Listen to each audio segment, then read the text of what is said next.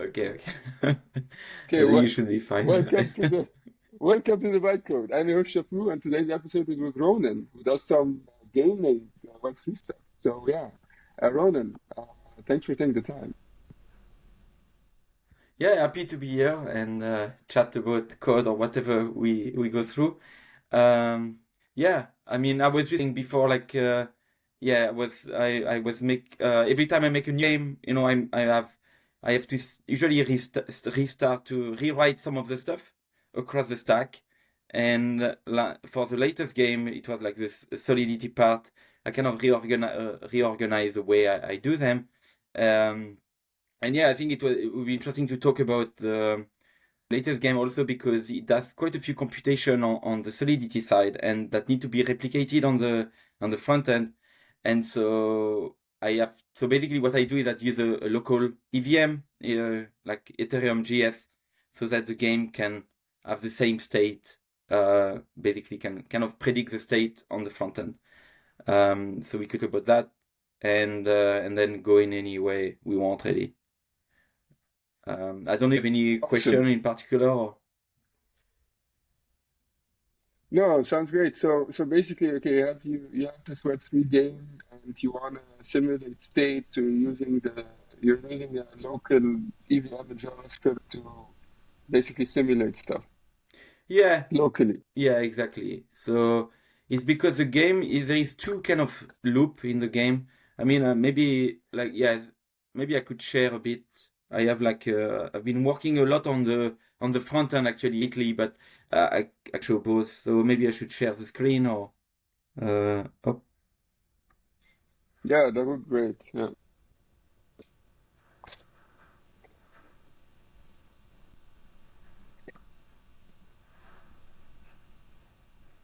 I don't know.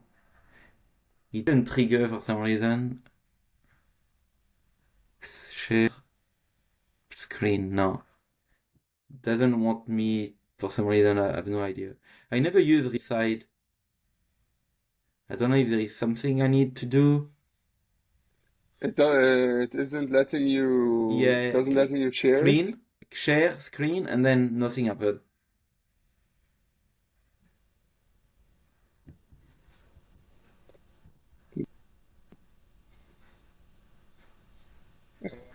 It's probably a permission thing in your browser, I would guess.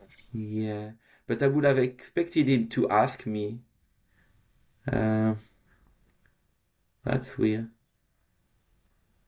Yeah, that's true. That's true.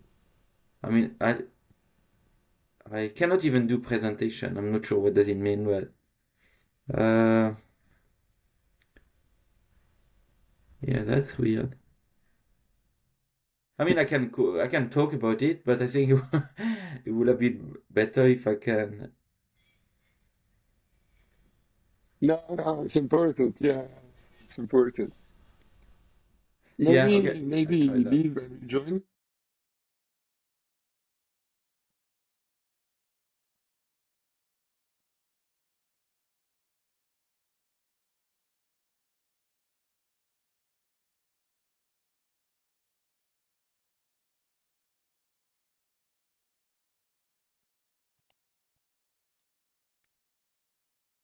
Okay, let's try now directly.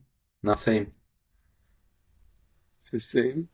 Hmm, Are you using yeah. Chrome? Yeah, I'm using Chrome. I mean, I could try like Firefox. Usually I go to Chrome for like video code and stuff, but Yeah, yeah. No, Firefox doesn't even work with your site.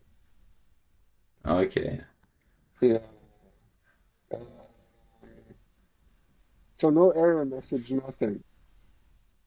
Nothing. It's like really weird. Like it's just when you click share, there is a little pop-up that come, and when I Yeah. click screen, the pop-up disappear. Nothing happened. Hmm. Let me Maybe no, I don't see. see any other. Let me see if I can Okay, maybe fix. I have two screen actually, so maybe we'll remove. Maybe that's what confused the Riverside. I'm going to remove one screen. Okay. Oh yes, it worked. Interesting. Oh, shit. Okay. Good bug fixing. Yeah, just unplug the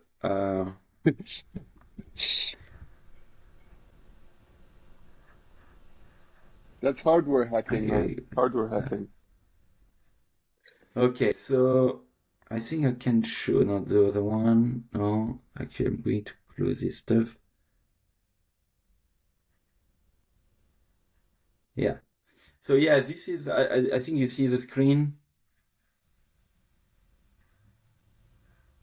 Yeah, yeah. Yes. Do you see? Yeah. So yeah, like basically I'm working on Catacombs, which is kind of a remake or some sort of a game I did in the past. Um, but it's kind of a different take on it.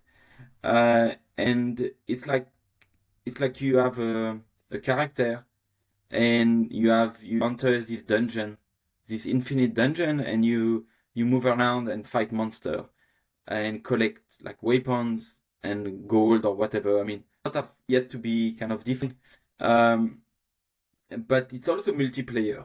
The multiplayer part I Mm. didn't really implement it yet.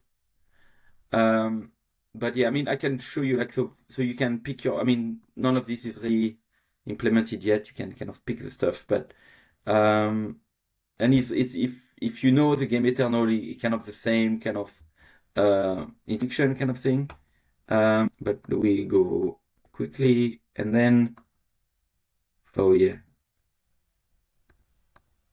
Oh wait, I need to.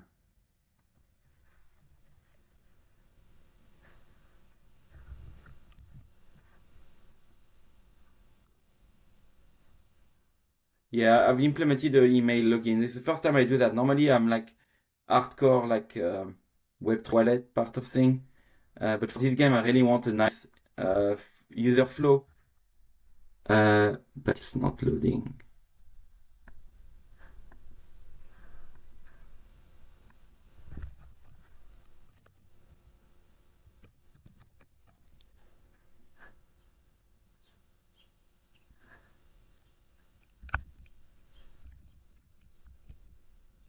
Okay, just need to wait a bit. Okay, perfect.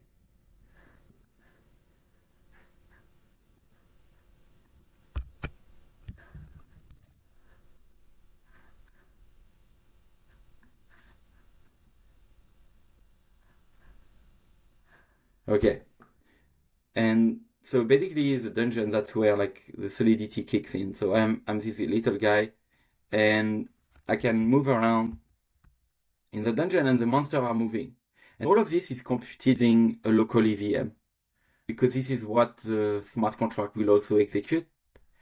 Um, and so I can move around and like and when a monster eat you, you get into oh actually there is a bug here, but you go in battle mode, and then the battle like there is kind of a card mechanics, but not it's not there yet. So that's kind of what I can show the code about, and I can always rewind as well, go back to my move because basically the way the game works is that you do your local move like, and you have these monsters, and then when you are happy with your basically with your move, you commit the whole thing, and you the idea is to play only once a day, so you will do like your move, you fight monster, you collect loot, you get chest or whatever, and you can also attack the other player.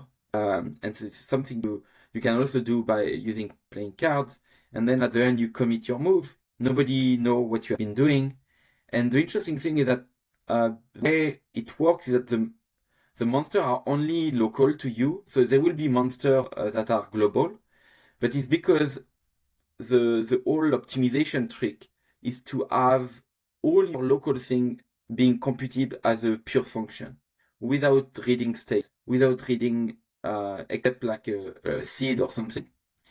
And so it means like you can your only bottleneck is computation cost for this kind of thing, and then the multiplayer part is where the state is considered. I don't know if it makes sense, but that's kind of the high Yeah, level of question. this. Question. Yeah. Wouldn't it be very easy to cheat? Like just commit on chain without playing the game? What do you mean? Okay, so how I understand this is you play the game, right? And once Yeah, you're done, you actually commit a game state on chain or something, right? yeah.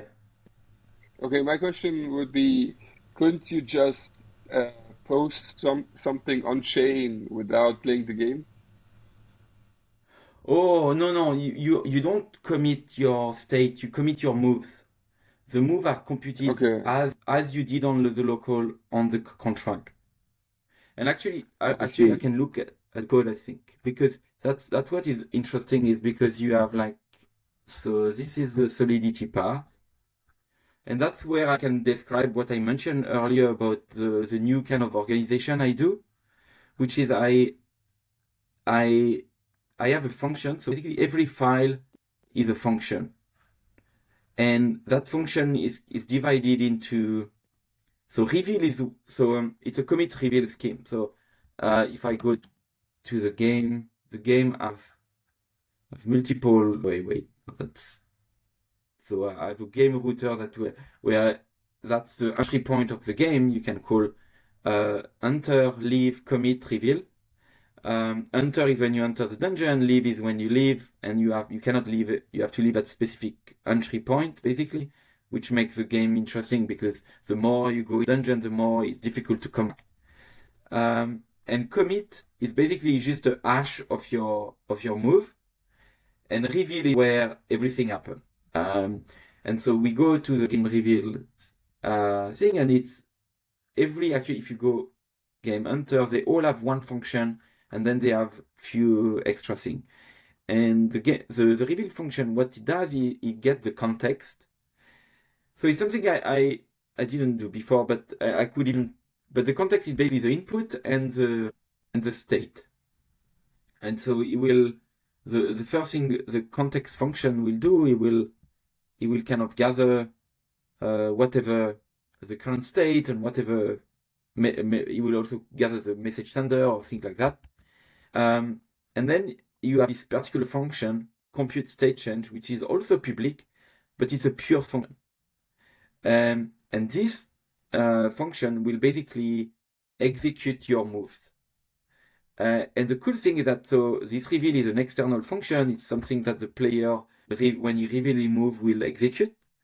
But this one can also be called as a pure function from the front end. And I don't want to. So one interesting thing is that in this case, in my game, you don't want the player to know what you are doing. Maybe you are attacking them, or maybe you are going some places that there might be strategic interest to go there or whatever, and you don't want them to know. So you don't want to call a node, because if you call your node, whoever provider, of course, if it's your local node, you are fine. But if you are talking to like your Infura node, whatever, MetaMask, you don't want them to know what your move is. And so that's another reason to have the EVM basically running locally. And so that's what basically the front end does. It calls this function and it compute the state. And yeah, that's basically it. Except one interesting thing is that the front end is not too much interested. I mean, it's interesting in the step function rather than the rest, but that's a detail. But and yeah, so basically to answer your question about like the cheating, is that yeah, basically you don't compute the state, but you compute your moves, and the move are re-executed. So it's actually relatively gas heavy. I mean, computation is just handling memory. So you never read storage, you never write storage. So it's cheaper, than doing this stuff because they are quite expensive. But as you do a lot of moves, it starts to accumulate.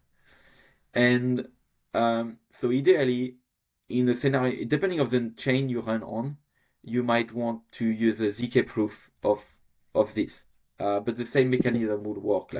And I actually explore the proof like the last 2 weeks using the Noir from Aztec. Uh, and it's really nice. I mean, Noir is a very nice language. I can definitely do the implementation. But the issue is the proving time, uh, which need to happen, like, again, like, secretly. So you don't want to have to give that proof to someone else. Um, but yeah, How and long? so How on the long is client, the it will proving take. time? How long So is I the did proving a time? very simple test. Yeah, with this very simple test, I think it was 100 moves, which is the upper limit. I'm happy with less, but the content of the move was very simple. It was basically move around like a grid. It was like around 2 minutes on my machine. Uh, and 2 minutes, Okay. I mean, it's not that big to some extent, but and it's probably, I mean, it's something that I will use if I go to on a chain where the gas cost is high enough. But my current target for the network is like Redstone. I don't know if you're familiar with Redstone. No. Okay, yeah, it's a plasma chain from 0xSpark, and they have a very very cheap gas, and so in that scenario, it was better to continue with the Solidity than doing the ZK part and removing like I just yeah I just feel like I want to make the game very smooth, and so if at the end of your commit you have to wait 2 minutes, if I mean actually 2 minutes is a in a very simple case, so I expect it to be 5 minutes or maybe more. It can be kind of annoying. And there is way Mm. to mitigate this. Like one idea was like, because when you finish your move, when you do your commit, you also have to pick some action against the other player. And so there is a way to make sure that the proving generation is being done while you do this stuff. And so, you kind of make it less bothersome, I guess. So I mean, it's still something I'm considering. And anyway, in that case, the thing will work similarly. Like it's just that reveal will just basically verify the proof, and the compute state change pure function will be basically calling the noir the noir backend that also run on in JavaScript. Okay. Interesting. Yeah. I So actually yeah, like it. Yeah. I expected it to be longer than 2 minutes, to be honest, but there seemed to be a lot of progress in the proving time, so that's good. Like I played around with ZK yeah. I stuff mean, a couple of years ago, and it was like 1 hour for something super simple. So that actually is the positive surprise to me. yeah, I mean it's true. Yeah, I want this to be better, to be fair, but yeah, it's true that uh, and also the experience of building, because I did Circom before, and I think I don't know what at some point Circom was faster because you like using gross 16, which you need your own CERNI for each circuit, so it was kind Mm. of technically better optimized by nature of this design. But I think Aztec have catched up. That's kind of what I read about. And also Aztec, because they are using the whole purpose is to use ZK not for scaling, which is what I'm talking here, but for privacy. And for privacy, there is no other way. You have to generate the proof on the client, because that's the whole point of privacy. So I'm quite confident that it will keep improving uh, because of that requirement. Um, and yeah, so I mean, my example 2 minutes was really a basic, so that's also fun. But yeah, I mean, I might still go that route anyway, especially if I want to go to other chain and stuff. Um, so yeah, I'm probably going to explore that later and continue with the game design. Uh, but yeah, uh, yeah, I don't know whether there is. Yeah, so right now the interesting thing is the combat mechanics as well, but I don't have it implemented, so I can't really show. Yeah, I can't show anything. But Uh, yeah, I mean, and the thing about the monster is that the monsters are local. They are created on demand. And right now, I don't do any random. It's like every time you start a new day, the monsters are always at the same position relative to you, Mm. and then they move. So if I restart, so if I can restart, so if I restart, like they are all at this different location. Um, and every player, if they are somewhere else, will have again another set of monster. And actually, that's the other benefit of using ZK is that in the current way it's done, is like everybody can see where my monsters are, which might be relevant. Uh, I assume it's not relevant, and I don't want to show the information because I don't want to clutter people with the idea that there is monster and everybody that you cannot even, you know, you cannot even interact with. But with ZK, then it become better because then I cannot even show the player this information. Because that's the interesting thing about blockchain game is like uh, I like you need to show everything. Like if your interface doesn't show what someone can see using the blockchain, then you are making a disservice to your players Mm. because someone can just make a better front end and have that, and then it's not fair for the one who are playing with your front end. Um, so so that's another big reason to use ZK anyway. Um, yeah, that's it. But yeah, I don't know if I can show more of it. I mean, I can show the commit reveal, but yeah, it's something I use. So this is my kind of my template for all the game. I've been also playing with Farcaster Aim for it. Uh, it's I don't know if yeah, well, okay, no, maybe I don't think I'm connected here. Yeah, let me connect. Okay, so you built a Farcaster integration for this game. Yeah, and I think it's pretty cool, but it's a fake integration for now. It uses the same map, but it doesn't use the like the logic, the smart contract logic. Um,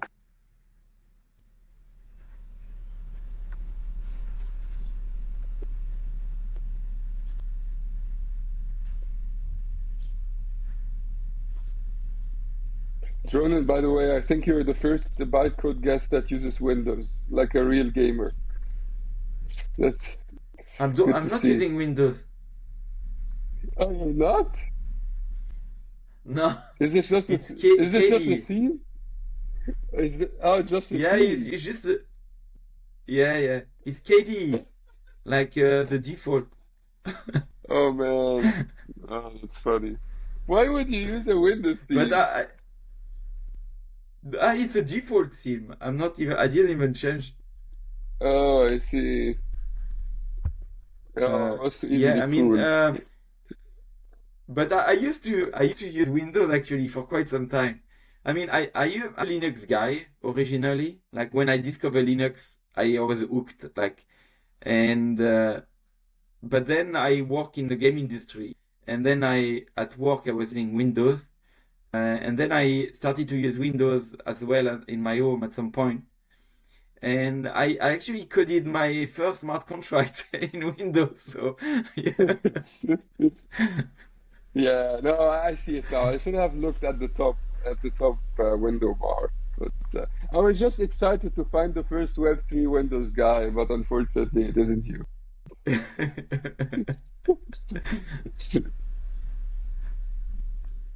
Yeah, that's But, the Farcaster frame. So you can yeah. move around and it's the same map as a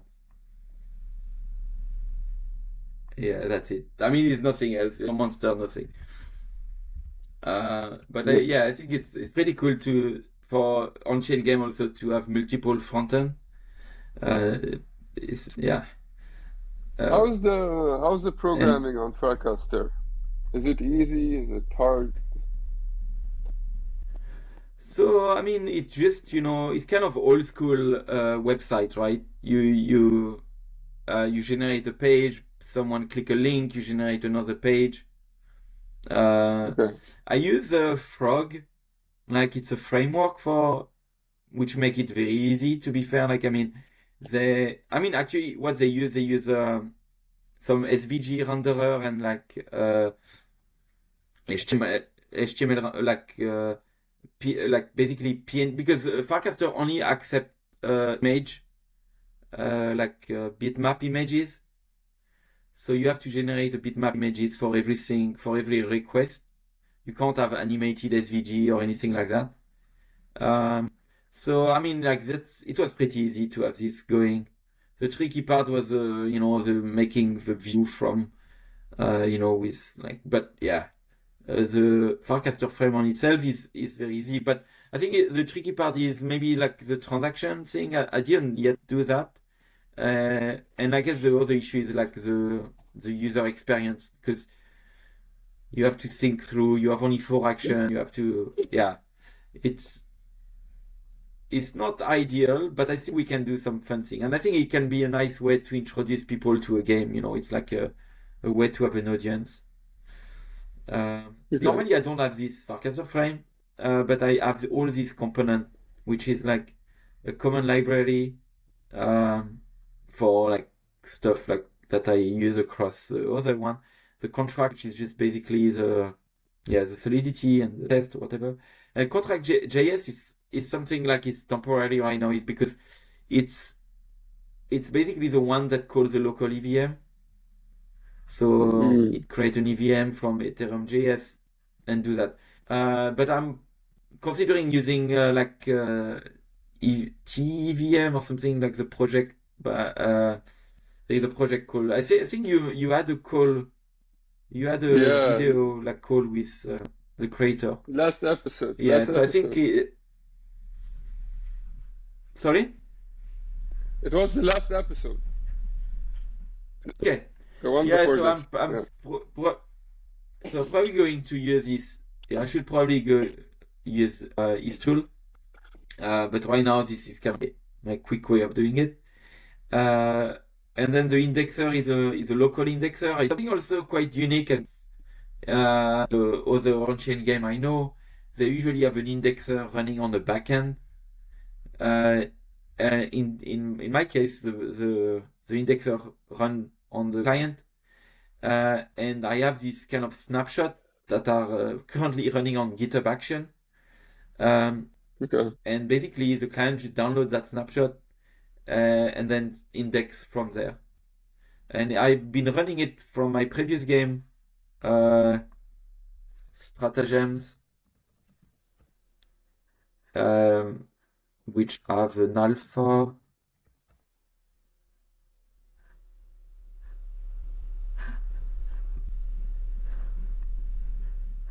Yeah, so the whole state of this game have basically do the same thing, like the client index, but there is a snapshot on GitHub Action every hour, and it basically worked very well. Um, and the cool thing is that the indexer is very simple. Like, uh, I mean, I just take the event and do most of the events are self-contained. They tell you the new state, and you can track of it. Uh, and then I have a few helper services, and I think I mean one of them is just a database for like storing your local state encrypted. So then you can go to another device and you can download from there. Uh, so then you basically kind of easy. And even if the backend fail or whatever, I design in a way that the client is deciding. Like you use a merge, like a merge make function where the client always. So basically, the backend can never delete or can never corrupt the data. Cannot never make you go back in a previous state. Uh, Mm. so it's very nice because there is no, even if the system is centralized, the system cannot, the only thing it can do is lose data. That's it.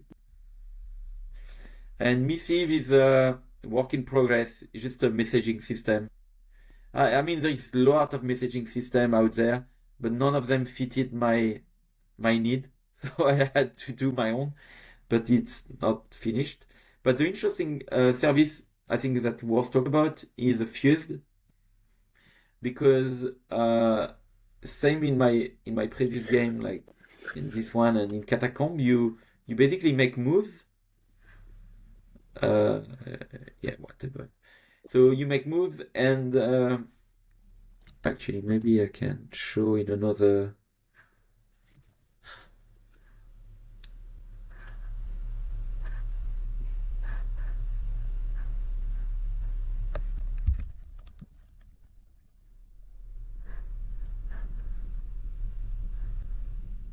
So this game run on base mainnet, Mm. and you can make moves. You can change your color. I mean, I need to update the graphics, but uh, and when you commit, okay, I have no token here. Oh no, yeah, okay. When you commit, like he will,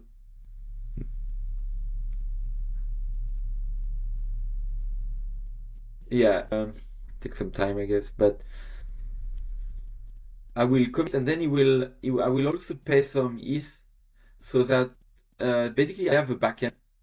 Because the issue is that in this game and in the catacombs as well, you when you make a move, the move is only revealed at the end of the day, like at 11 p.m. UTC or something, or 12 p.m. UTC, like beginning of the day UTC, and uh, so most likely people will be sleepy in part of the world or whatever, and I couldn't ask them to come back. So what I do is that they give me the data, and then my system will execute them. But the issue is that I don't want to know what their moves are, because then it's like I can't even tell them not selling that data to other players. So Fused is interesting. It uses grant. I don't know if you're familiar with grant, but it's like a BLS signature, it's like a network, and they generate a random number of. There is some security assumption there, but the good thing is that it allows me to not. Uh, Basically, the security assumption is that there is like big companies, they could collude and could know and could decrypt the data basically. But the cool thing about Fuse is that I also keep it private to myself. So even if I also need to be the one colluding. Anyway, the cool thing, yeah. So this service basically will do this job. It will just the player on the client will encrypt the data, send it to me, and I will only be able to decrypt uh, on the when it's time to reveal. And at this time, I could decide, of course, to not to execute the transaction, but then that will also be something people know I am doing. So yeah, so I've been using it for the previous game, and I'm going to use it for that game as well. Uh, and it offers a nice user experience as well, so they don't need to worry. So also the cool thing is that it uses a kind of a very so you basically pay with commit, you pay for your reveal. So there is no to top up it's basically done as the same transaction as your commit. There is no account to sign up. It's basically everything is like uh, transparent basically. But I don't know if you have anything you want to dig into as well. There's so much, man. Actually, the randomness thing was interesting to me. I've never seen this before. The randomness for? Oh yeah, the Jiran. So, Yeah. yeah, So yeah, it's interesting. So I mean, I'm not using the randomness. So it's interesting thing. So it's the randomness is also the thing that drives what they call time lock encryption. Because the randomness is deterministic, and there is a way to know. So the randomness is like a decryption key So they have a mechanism by which they can have an encryption key. They can know the encryption key for that belong to a decryption key in the future. Yeah, it's very interesting. It's like I don't know the detail, but yeah. So some people use it for randomness, and some other like me use it for like time lock encryption. Mm. But it has like yeah, it has some security assumption because there is this member that could technically collude, and yeah, it's not perfect, but I think it's perfect for the use case I have. I mean, at least the best today for the use case I have. Yeah, interesting, man. So yeah, what are your future plans with this? Like, where do you wanna go with this? So I mean, I want to have like but I mean, I want to first a very simple experience, and that's why I like. Normally, I focus on the multiplayer element, and almost have none single player experience. And the tricky part with that is that player who join the game have no clue what to do. They come, and if they're not already a part of a group, they just not come back because there's Mm. nothing really to do. Like in my previous game, it's like you basically you lose if you cannot even collaborate with other.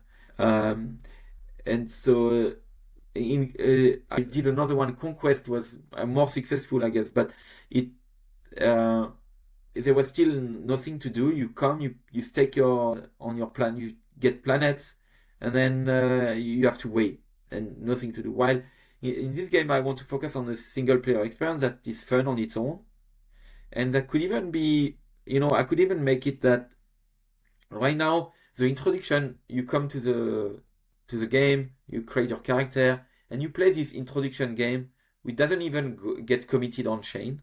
It's just a way to learn about the game. Then, because the game is about putting money, so when you join the dungeon, you put money, you buy a character basically, and if someone kill you, they can get that money from you, uh, and that's kind of the interesting part. But I might want to delay that for new players that are not willing to pay the price, but that enjoy the single player experience. I might extend the introduction part, and then only when they feel ready they can go into the dungeon. So like that, I think it has a better maybe appeal. It appeal to more people who can play the game, maybe just for single player, but some might play like the hardcore version. So my first goal is to have like yeah nice single experience. So this includes like moving around, fighting monsters, leveling up potentially. Like I mean, I go by stage. I release the first version where you just move around and fight monster, and then I mean there is this weapons mechanics as well. A lot of it is taken from an idea I had with another game. It's kind of re-implementing it.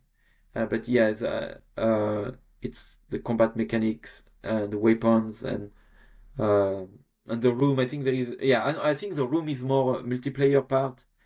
Uh, yeah, because one thing is that I want some room to be like safe haven where you cannot be attacked by other player, for example. But there might be some similar thing to do as well in the single player experience. In some way, it's like a roguelike, where in roguelike is defined as a game where I mean it's a single player game, and you have like randomness, and you move around and you die. If you die, you die. You have to restart from the beginning. In my case, you can always rewind because in the case of the smart contract, it's only when you commit that you cannot rewind, right? So in the Mm. client, you can always rewind, but I think it's okay. Like It's atomic, basically, right? yeah, your whole move is atomic. Yeah, exactly. Yeah. So Mm. technically you can find the optimal single player path that you can make, but that's what is interesting when it's in a multiplayer setting, because there is no optimal way in a multiplayer setting because you don't know what the other are planning to do. So maybe going to, you play your single player, and maybe you attack this monster, and then you get this loot, but now you are in that position. And that position was a position that will lead someone to attack you, for example. Hmm. So that's interesting because that's the main issue with single player game on the blockchain is that uh, you, I mean, you have an optimal path, or it's a casino. Yeah. Interesting, man. Uh, yeah, what do you think about Web3 gaming in general right now? Like where the space is at Oh, this moment?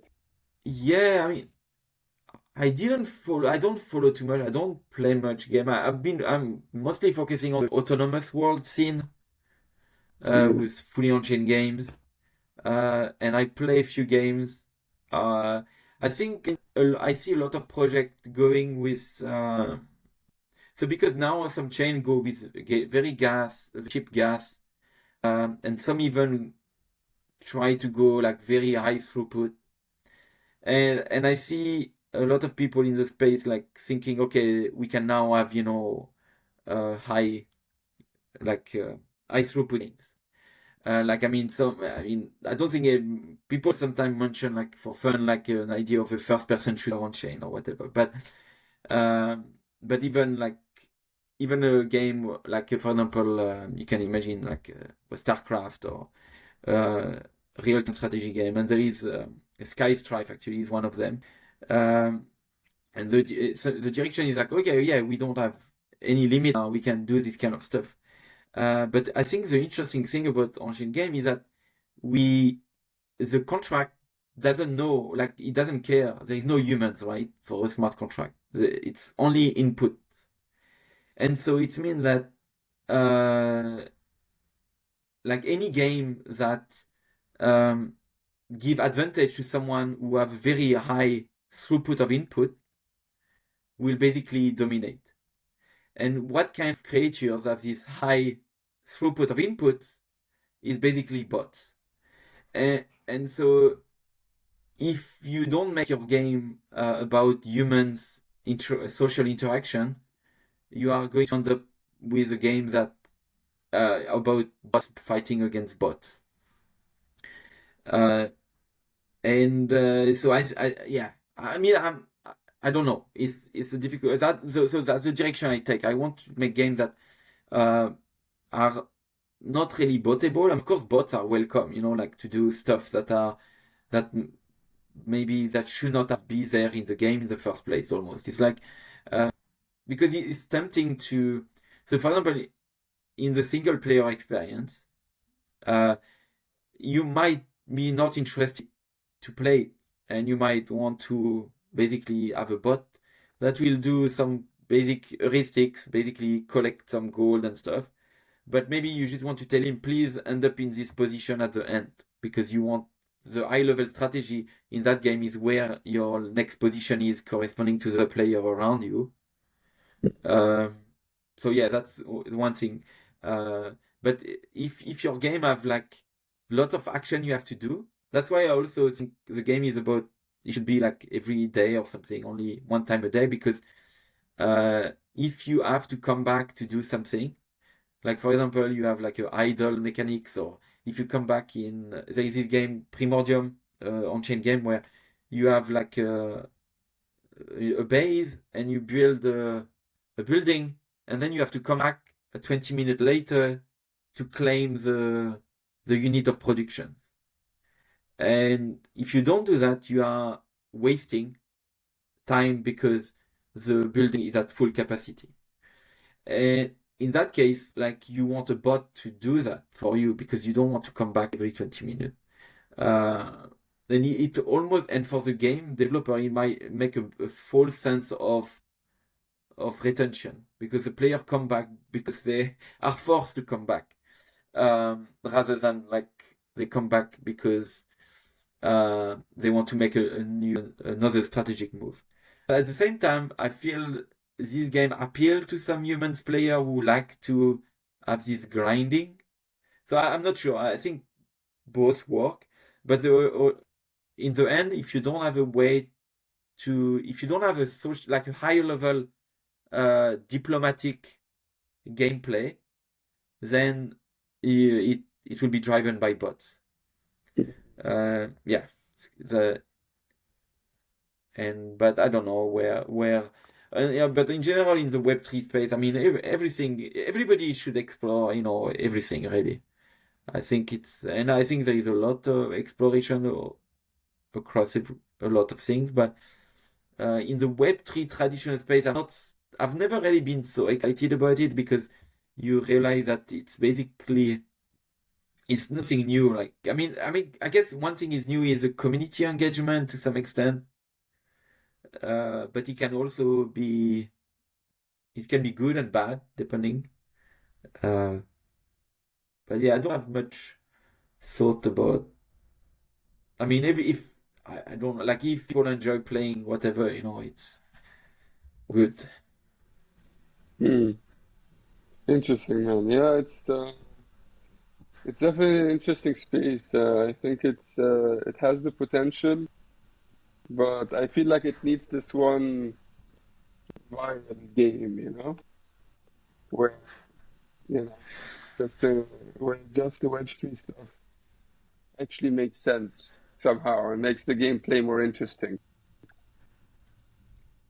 Yeah, it's true. Yeah, for me, it's a lot to do with money at stake, Mm, but it might be a niche.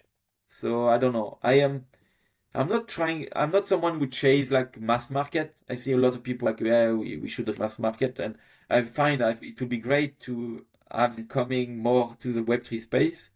But it's not something I'm looking myself. I mean, I will benefit from it, but it's not something I will chase myself. Like, I would be happy just to have a game that make me able to make another game. And I think money is interesting because it prevent like Sybil issues that we have. It's interesting. Like smart contract limitation create create a problem that is all, and the solution to the problem is in some way uh kind of elucidate what we can build. It's like because in traditional game you don't really actually even in traditional games Sybil is an issue. Like mm, I play a strategy game actually 24-hour strategy game where you play one time a move, and the issue is like if you have two players that just decide to join forces even before the game starts, then you don't stand a chance. But usually they don't do it because there is no monetary incentives.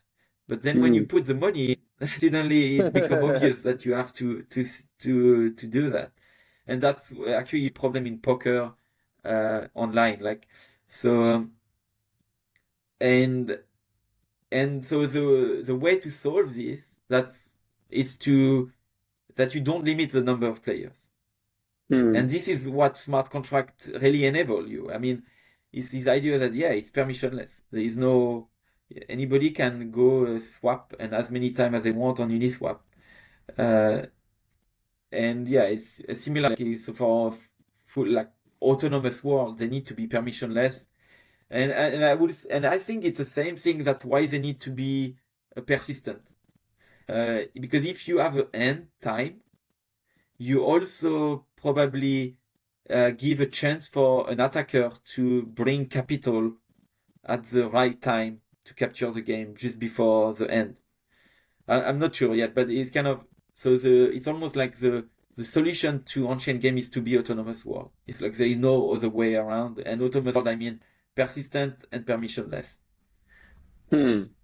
And by having that, the interesting part is that the money at stake that you have because of this Sybil resistance requirement make it very engaging. Like you play for real. It's the way I have been describing a long time before is if you see the evolution of games to video games, they come from like board game without money. Hmm. And what if we go back to poker? Poker didn't evolve. Like you play money game today, is poker, bridge, it's stuck in the past. So in some way, blockchain is kind of allowing us to explore a new world of like game with money at stake. Okay. Very interesting, man. Ronan, listen, this was super interesting. Thanks for taking the time. If people want to find you, where's the best place? I guess Twitter, GitHub. Uh, yeah, like you can follow Etherplay, the company. Like, I mean, I don't tweet often on that, so I guess my personal account is probably the best. Wigawag, Perfect. Okay, then I WIGHWAGN. will I will link to all. I will put all the links you mentioned in the description down below. Ronan, thanks again, and thanks for taking the time. Yeah, thank you. Thank you for having me. Awesome. Yeah, No thanks. worries, no worries, my See you. pleasure. Bye bye. So yeah, bye guys. Thanks for tuning in, and see you in the next one. Bye bye.